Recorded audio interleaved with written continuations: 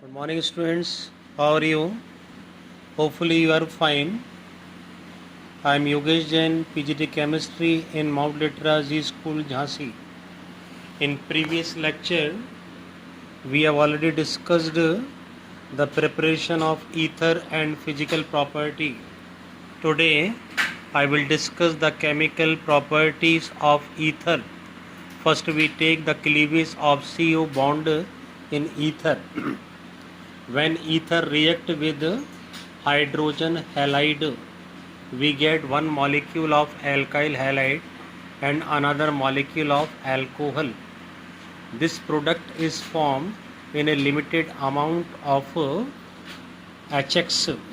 If we take the excess amount of HX, the alcohol molecule further react with excess amount of HX and gives other molecule of alkyl halide by the elimination of water.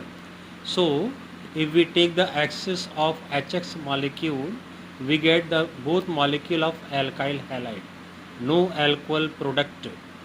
Clear? In case of anisole or other aromatic ether, if this is react with HX, the X molecule combine or react with a smaller group.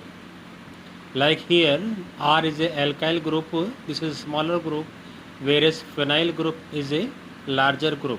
So steric hindrance of phenyl group is larger than alkyl group. So halogen combine with a smaller alkyl group due to a small steric hindrance. So we get the product is phenol and alkyl halide. Similarly, in case of aliphatic halide, aliphatic ether, if two alkyl groups are different, we get the alcohol molecule of a smaller alkyl group, whereas alkyl halide is formed with larger alkyl group. Okay. Next, we discuss the mechanism of this reaction. The mechanism is accompanied by SN2. Here we take the unsymmetrical ether. When unsymmetrical ether react with HI, by the donation of lone pair of electron from the oxygen atom to hydrogen ion, it is combined with oxygen and produce oxonium ion. In next step, the oxonium ion withdraw the electron from methyl group side or ethyl group side, but due to a small steric hindrance of methyl group, the bond is cleaved by here, and I negative is combined with a smaller alkyl group. So we get product the alcohol of larger alkyl group, whereas alkyl halide of a smaller alkyl group finally. Okay. If we take the excess of HI, the alcohol molecule further react with HI and gives the next molecule of alkyl iodide in a similar way of above. Okay.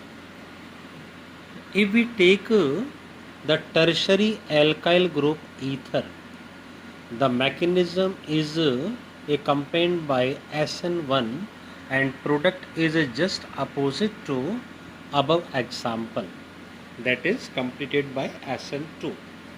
So we get the alkyl halide of larger alkyl group, whereas alcohol of a smaller alkyl group. The mechanism is completed by as follows. The first hydrogen ion combined with oxygen atom and produces oxonium ion. We know that the tertiary carbocation is most stable, so bond is cleaved or cleaved from this side, CO bond, and CH3OH is eliminated, whereas carbocation of tertiary is formed. In next step, the iodide ion combined with tertiary carbocation and gives tertiary alkyl iodide. Okay. Electrophilic substitution in aromatic ether.